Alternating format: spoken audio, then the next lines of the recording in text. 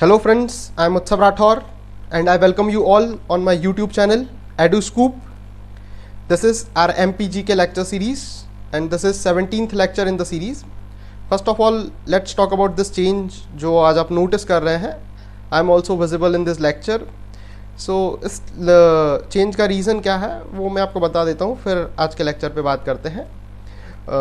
I have taken a poll on Instagram what kind of lectures are more preferable, whether the board marker pattern or this screen recorded pattern. Then almost equal था दोनों का जो result था. I think 55-45 result था. 55% people wanted this screen recorded lectures and 45% people are interested in board marker pattern.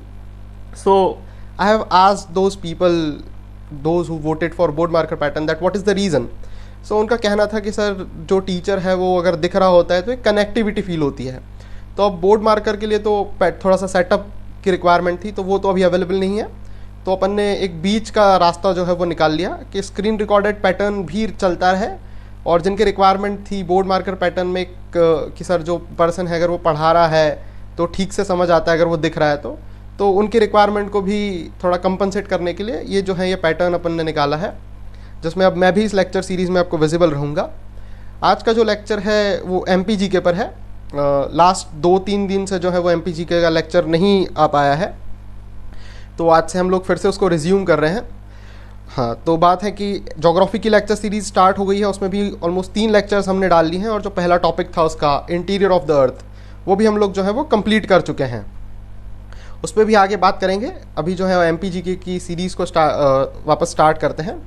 और अगर आपको ये लेक्चर सीरीज़ पसंद आ रही है तो प्लीज़ चैनल को सब्सक्राइब कर लीजिए and please follow us on Instagram. You can also join our Telegram channel, और फेसबुक पेज भी आप ज्वाइन कर सकते हैं. तीनों का जो लिंक है वो मैंने आपको डिस्क्रिप्शन बॉक्स में दे दिया है. और यार देखो यार, nothing is free in this world, but this lecture series is completely free for you. Lectures आपको डेली बेसिस पे मिल रहे हैं, PDF भी आपको अवेलेबल हो जाता है. तो please now I want something in return. और यार एक चीज़ आपको इस लेक्चर सीरीज़ के लिए करनी पड़ेगी, please share it with maximum people. यार मैं बार बार बोल चुका हूँ, बट अब तो मुझे बोलना ही पड़ रहा है कि यार प्लीज़ ज़्यादा से ज़्यादा शेयर करो, क्योंकि जितने ज़्यादा लोग इस सीरीज़ से जुड़ेंगे, जितने ज़्यादा लोग कनेक्ट होंगे, उतने ज़्यादा मुझे पढ़ाने में मज़ा आएगा, और फिर आपको भी उतना ही पढ़ने में मज़ा आएगा. I will make more lectures on different subjects. मैं और एक सब्जेक्ट स्टार्ट कर सकता हूँ आपके लिए, बट उसके लिए ज़रूरी यह है कि ज़्यादा से ज़्यादा लोग इस लेक्चर सीरीज़ को देखें, तो जो है वो आगे बात कुछ प्रॉपर चल पाएगी. अभी भी मैं देख रहा हूँ कि MPGK की जो सीरीज़ हमारी चल रही थी उस पर बहुत कम लोग जो है वो रिस्पॉन्स कर रहे हैं. देखो भैया, ऐसा है कि जोग्राफी इज़ ओके, आप लोग जोग्राफी पढ़ रहे हो कोई दिक्कत नहीं है, बट जोग्राफी से अगर आप MPPSC के लिए प्रिपेयर कर रहे हो, अगर आप UPSC के लिए प्रिपेयर कर रहे हो तो कोई बात नहीं है, आप जोग्राफी की लेक्चर सीरीज़ पे कॉन्सेंट्रेट करो.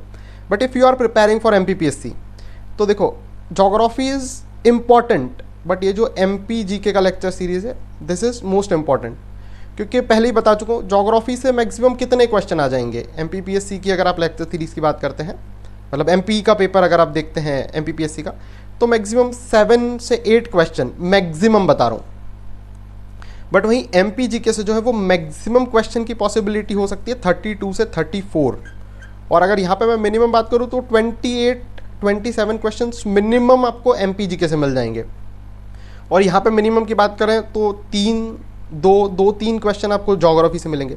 तो MP आपके लिए बहुत इंपॉर्टेंट है. जो लोग MP को अभी बहुत लाइटली ले रहे हैं उनके लिए मैं बता रहा हूँ कि अगर आप अभी इसको लाइटली लेंगे तो एग्ज़ाम टाइम पे आपके लिए बहुत डिफिकल्ट हो जाएगा.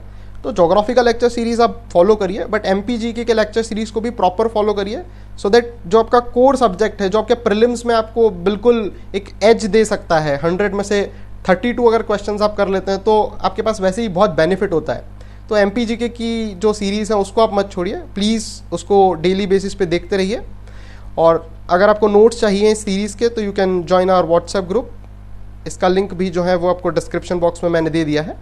और भी कोई क्वेरी है, कोई डाउट है तो आप इस ईमेल एड्रेस पे भी पूछ सकते हैं, और आप कमेंट बॉक्स में भी पूछ सकते हैं हमसे. So let's start today's lecture. हमने जो बात की थी वो हम डिस्ट्रिक्ट वाइज MPGK पढ़ रहे हैं, जिसमें हमने अभी तक ऑलमोस्ट 16 डिस्ट्रिक्ट कवर कर लिए हैं. बात हमने की थी, स्टार्ट की थी चंबल डिवीज़न से, तो पहले 3 डिस्ट्रिक्ट इसके कवर किए, फिर हम ग्वालियर डिवीज़न पे आए और हमने 5 डिस्ट्रिक्ट इसके कंप्लीट किए। फिर भोपाल डिवीज़न की बात की हमने, 5 डिस्ट्रिक्ट्स यहाँ पर भी थे आपके पास। और रिसेंटली हमने 3-4 दिन पहले जो है वो नर्मदापुरम डिवीज़न कंप्लीट कर लिया था, इसमें भी हमने 3 डिस्ट्रिक्ट पढ़े थे। तो ऐसे करके हम 16 डिस्ट्रिक्ट जो है वो कवर कर चुके हैं। आज जिस डिवीज़न की बात स्टार्ट करनी है वो है आपका इंदौर डिवीज़न, और इसमें भी जिस डिस्ट्रिक्ट की बात करेंगे हम वो है आपका इंदौर डिस्ट्रिक्ट। सो आज के लेक्चर में इंदौर डिस्ट्रिक्ट से रिलेटेड जितनी बातें हैं, history, geography, polity, tourist places और जो भी इसके अदर फैक्ट्स हैं, वो सारी बातें इस लेक्चर में करेंगे। और जितने भी एग्ज़ाम पॉइंट ऑफ व्यू से इंपॉर्टेंट क्वेश्चन हो सकते हैं वो सारे आज हम इस लेक्चर में कंप्लीट कर लेंगे। So let's start. पहले इंदौर डिवीज़न देख लेते हैं। ये जो ग्रीन कलर का पार्ट आपको इधर दिख रहा है, this is your Indore division. इसमें टोटल आपके पास 8 डिस्ट्रिक्ट्स हैं, Indore, Dhar, Jhabua, Alirajpur, Barwani, west Nimar, that is आपका खरगोन, और फिर है आपका ईस्ट निमाड़ जो है आपका खंडवा, और यहाँ पे लास्ट डिस्ट्रिक्ट है आपका बड़वानी। तो इंदौर डिस्ट्रिक्ट से बात स्टार्ट करते हैं। जोग्राफी की अगर बात करते हैं तो it covers around 3898 square kilometre and it ranks 43rd in terms of area. ठीक है, और प्रिसाइज लोकेशन की बात करते हैं तो it shares boundary with Ujjain, here it shares boundary with Dhar, then Dewas, and here it shares boundary with Khargone, that is west Nimar. इस district का फॉर्मेशन की बात करें तो इट वाज फॉर्म्ड इन 1956, जब फजल अली कमीशन के रिकमेंडेशन पे स्टेट रीऑर्गेनाइजेशन हुआ था और एमपी बनाया गया था। तब एमपी में टोटल 43 डिस्ट्रिक्ट बने थे इनिशियली 1956 में, और इंदौर उसमें से जो है वो आपका एक डिस्ट्रिक्ट था। रिवर्स की बात करते हैं यहाँ पर तो खान रिवर और कान्ह रिवर, बेसिकली अगर आप हिंदी में उसको लिखते हैं तो वो कान्ह रिवर हुआ करता था, बट देन बोलचाल की वजह से वो खान रिवर हो गया और अब उसका वही नाम जो है वो आम बोलचाल में चल रहा है। देन गंभीर Shipra is one of the important river because it originates from Indore district itself. तो इसको याद रखिएगा, इसका ओरिजिन जो है वो इंदौर डिस्ट्रिक्ट से होता है। और इसकी बात जो है वो हम डिटेल में करेंगे जब हम उज्जैन डिस्ट्रिक्ट पढ़ेंगे, क्योंकि उज्जैन जो है वो इसी के बैंक पे एस्टेब्लिश्ड है, तो वहाँ इसकी डिटेल्ड बात करेंगे। नेक्स्ट, पॉलिटी की अगर बात करते हैं तो Indore itself a Lok Sabha constituency out of 29 constituencies in MP. और इंदौर लोकसभा कॉन्स्टिट्यूएंसी जो है वो एक पर्सन की वजह से बहुत फेमस है, बिकॉज इंदौर लोकसभा और जो वो पर्सन है वो एक दूसरे का सिनोनिम हो गए थे 2019 तक, एंड दैट पर्सन इज आपकी जो फॉर्मर लोकसभा स्पीकर हैं सुमित्रा महाजन। ठीक है, जिनको लोग ताई भी बोलते हैं। She was undefeatable from 1989 to 2019, 30 years तक वो यहाँ से मेंबर ऑफ पार्लियामेंट रही। सो इंदौर और सुमित्रा महाजन जी जो है वो एक दूसरे के सिनोनिम हो गए थे।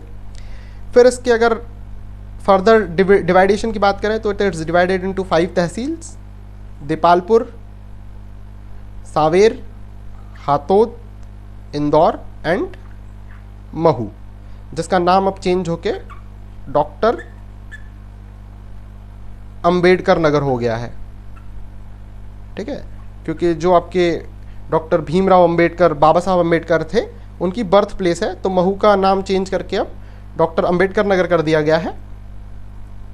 नेक्स्ट, हिस्ट्री की बात करते हैं तो बहुत रिच हिस्ट्री है इस जगह की। ठीक है, पहले नाम की बात कर लेते हैं। Why this place is known as Indore, इसका नाम जो है वो इंदौर कैसे पड़ा। So the city was named after Indreshwar Mahadev.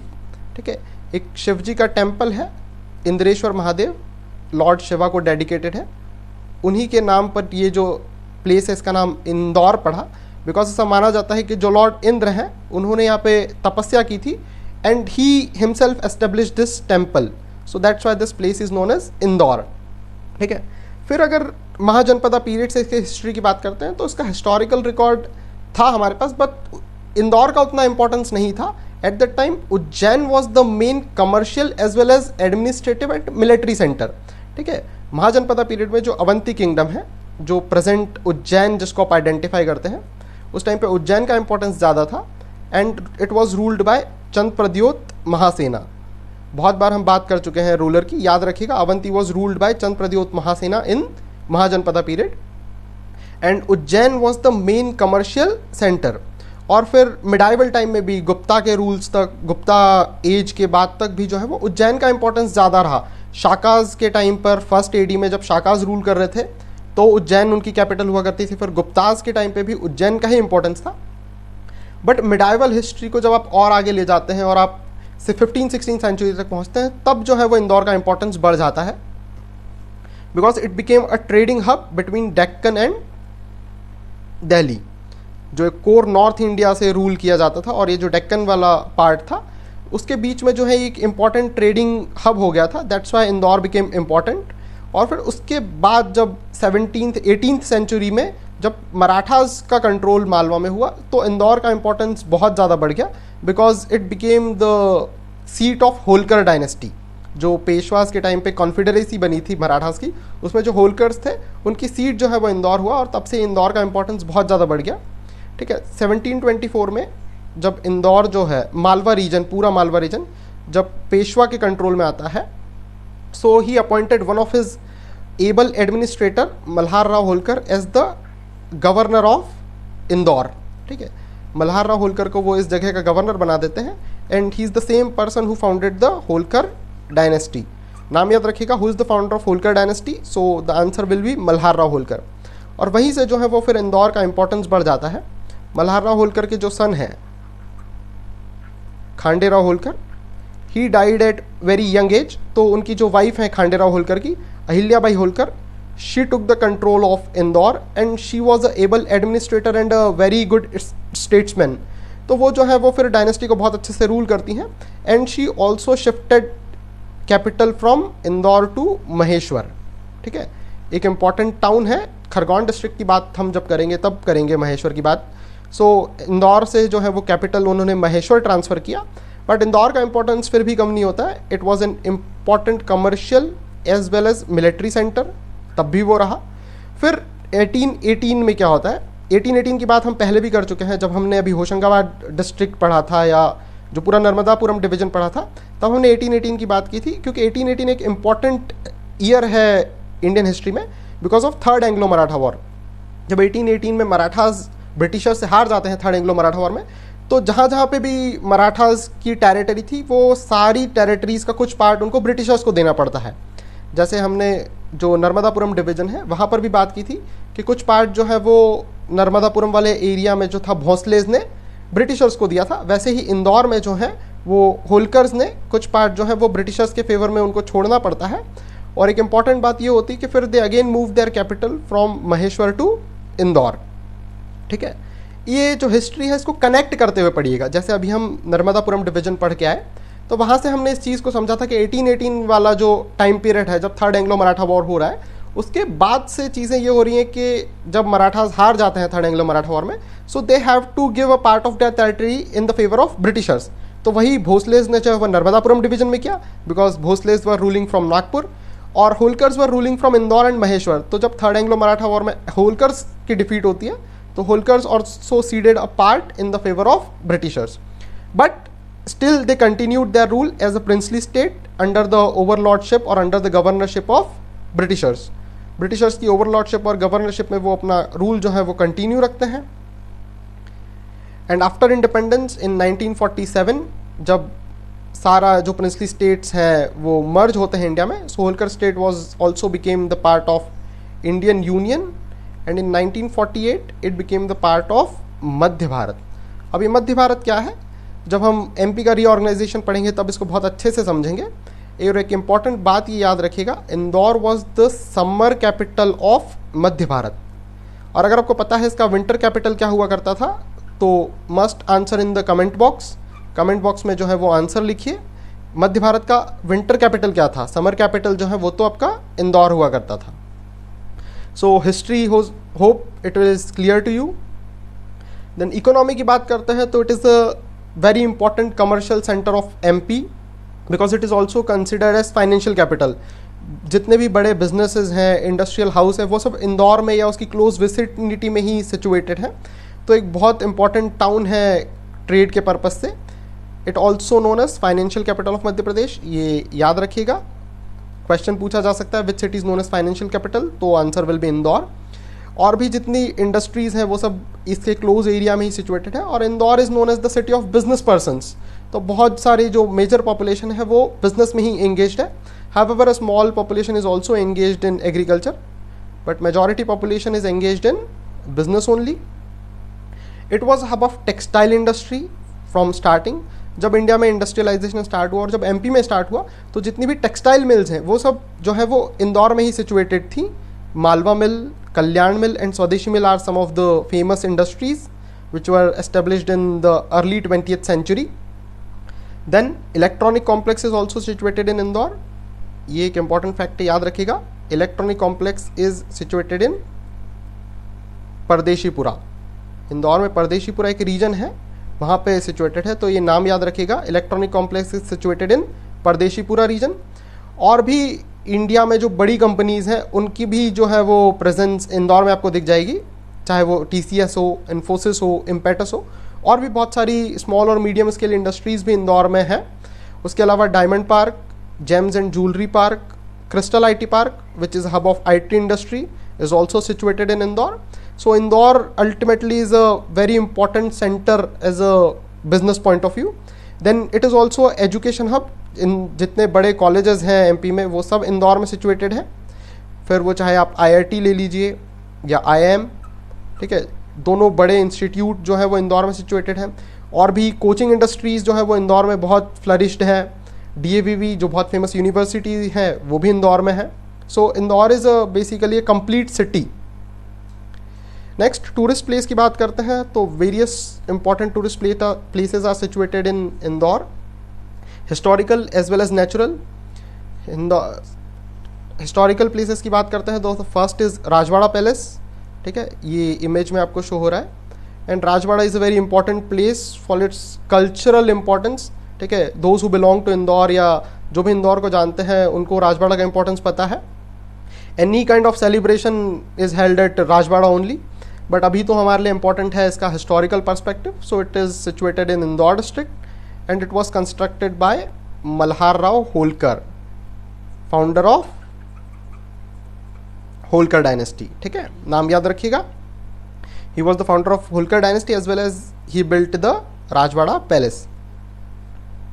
Next second जो इंपॉर्टेंट बिल्डिंग है वो है आपका लालबाग पैलेस। उसका इमेज भी आपको यहाँ पे शो हो रहा है। This is your Lalbagh Palace. It was built by Maharaja Shivaji Rao Holkar. He was also Holkar king who built this beautiful palace. अभी भी आप जो है वो दोनों पैलेस जो है वो जाके देख सकते हैं इंदौर में। Then Gandhi Hall is another important building. Here is the image, ठीक है। ये इसलिए ऐड की है मैंने because earlier it was known as King Edward Hall, ठीक है। 1904 में कंस्ट्रक्ट किया गया था and it was named in the honour of King Edward. Then after independence in 1948 it was renamed as Mahatma Gandhi Hall and now it is known as Gandhi hall. Next important religious site की बात करता हूँ तो Khajrana Ganesh temple is a very famous temple. This was built by queen Ahilyabai Holkar in 1735। सो बहुत important temple है ये। Next जो इम्पॉर्टेंट साइट है वो है कांच मंदिर, ठीक है। This is the image of Kanch Mandir. It was decorated by beautiful coloured glasses, so actually it looked like it is made up of glass, that's why it is known as Kanch Mandir which actually means temple of glass, ठीक है। It was built by sir Seth Hukumchand Jain and it is a Jain temple, ठीक है, remember it. It was constructed in 1903, ठीक है। Important fact सिर्फ इतना है कि कांच मंदिर is situated in Indore and it is a Jain temple. कुछ और भी साइट्स हैं जिसमें है अन्नपूर्णा टेम्पल, मेघदूत गार्डन, बिजासन टेकरी। एक इंपॉर्टेंट साइट है आपकी Gommatgiri. It is a Jain pilgrimage site, ठीक है, तो याद रखिएगा Gommatgiri situated in Indore district. एक इम्पॉर्टेंट प्लेस में यहाँ पे ऐड करना भूल गया हूँ, वो भी मैं आपको बता देता हूँ। राला मंडल वाइल्ड लाइफ सेंचुरी, ये इम्पॉर्टेंट है, इसको याद रखिएगा because it is the smallest wild life sanctuary of MP, ठीक है। और आपको पता है which one is the largest wild life sanctuary, so must answer in the comment box, ठीक है। बट ये आप इंदौर में ऐड कर लीजिएगा एक और बात अपने नोट्स में, Ralamandal wild life sanctuary is situated in Indore and it is the smallest wild life sanctuary of MP. Next famous personalities की बात करते हैं। तो Indore is home of lots of famous personalities, जिसमें से मैंने कुछ 4-5 यहाँ पे ऐड की हुई हैं आपके लिए। The first one is Ustad Aamir Khan, he was a famous classical vocalist, ठीक है। इनका नाम याद रखिएगा क्योंकि इनके नाम पे जो है एक बहुत फेमस फेस्टिवल भी इंदौर में करवाते हैं, म्यूजिक फेस्टिवल होता है आमिर खान फेस्टिवल। सो याद रखिएगा Aamir Khan, he belong to Indore and he was a vocalist. Next famous personality is Lata Mangeshkar, everyone is well acquainted with this name, she is a very famous singer, so she is also from Indore. Then राहत इंदौरी, उर्दू के बहुत famous writer हैं और बॉलीवुड में भी इन्होंने कुछ songs लिखे हैं, सो इनके तो नाम में ही इंदौरी है, सो कोई दिक्कत नहीं है। He is also from Indore. Then Salman Khan, popularly known as भाई, is also from Indore district. And the most famous person in the present era, Zakir Khan, the stand-up comedian, is also from Indore. So ये कुछ नाम हैं जो आप याद रखिएगा, इंदौर से रिलेटेड हैं। फिर कुछ अदर फैक्ट्स की बात कर लेते हैं। So it is the cleanest city for past 4 years. जो स्वच्छता सर्वेक्षण एक सर्वे होता है क्लीनलीनेस का, उसमें 2017, 18, 19 एंड 20 चारों साल से जो इंदौर है वो टॉप पे है। So it is the cleanest city, another important fact. Then it has highest population. अगर आप एमपी के 52 डिस्ट्रिक्ट्स की बात करते हैं तो Indore has the highest population and it rank second in population density. Both are according to the 2011 census, ठीक है। And it is the second most population density वाला जो सिटी है वो है। So which is the first one, answer in the comment box. ये भी हम डिस्कस कर चुके हैं। सो अगर आपको पता है तो कमेंट बॉक्स में आंसर करिए कि फर्स्ट सिटी जो है वो पॉपुलेशन डेंसिटी में कौन सी है। नेक्स्ट क्वेश्चन आंसर्स की बात कर लेते हैं। So the first question is Adamgarh caves are situated in which district, ठीक है। जब हमने डिस्ट्रिक्ट पढ़ा था तो we have discuss these are prehistoric caves, और यहाँ पे भी जो है वो बहुत सारी आपको रॉक पेंटिंग्स मिली हैं, जैसी आपको भीमबेटका में मिली है। So where it is situated, it is situated in Hoshangabad district. Next Pathakhera coal field is situated in which district, it is situated in Betul district. ये भी हम डिस्कस कर चुके थे। और बैतूल में एक थर्मल पावर प्लांट भी है, वो भी हमने डिस्कस किया था। तो अगर उसका नाम आपको पता है तो must answer in the comment box which is thermal power station is situated in Betul district. Next Betwa river originates from which district, ठीक है। It is originate from Kumra village and from Raisen district. It is originate from Kumra village, Raisen district. और भी कुछ fact हैं जो बैतूल के बारे में मैं आपको बता देता हूं। It is known as lifeline of Bundelkhand, because Bundelkhand is a drought prone area और वहां पे जो है ये इरिगेशन में बहुत हेल्प करती है। So that's why it is known as lifeline of Bundelkhand and it originates from Kumra village of Raisen district. Next Pilukhedi industrial area situated in which district, ठीक है। इंडस्ट्रियल एरियाज़ की बात हम पहले भी कर चुके हैं क्योंकि एक इंपॉर्टेंट टॉपिक बन जाता है। इंडस्ट्रियल एरियाज़ जो है वो डायरेक्ट एमपीपीएससी के पेपर में आपसे पूछ लिए जाते हैं, तो इसके पहले भी कुछ इंडस्ट्रियल एरियाज़ हम डिस्कस कर चुके हैं। But this industrial area is special one because एक स्टूडेंट है, जब मैंने ये डिस्ट्रिक्ट पढ़ाया था, सो ही सेड कि सर आपने मेरा डिस्ट्रिक्ट पढ़ा दिया और मेरा जिक्र नहीं किया, तो ये क्वेश्चन उसी के लिए ऐड किया है मैंने। सो आकाश, if you are watching this video then please comment in the comment box, and Pilukhedi industrial area situated in Rajgarh district, ठीक है। तो ये एक मेरा स्टूडेंट है, उसके लिए क्वेश्चन मुझे ऐड करना पड़ा था उसका जिक्र करने के लिए, और एक इंपॉर्टेंट क्वेश्चन भी था, तो क्वेश्चन भी हो गया आपके लिए। It is situated in Rajgarh district. अगर आपको ये लेक्चर सीरीज पसंद आई है तो please hit the like button and also hit the bell icon for getting the updates, and you can also follow us on Instagram page You can also follow us on Facebook, and please subscribe our YouTube channel. You can also join our Telegram group for getting the PDF notes, and you can also join our WhatsApp group. Thank you.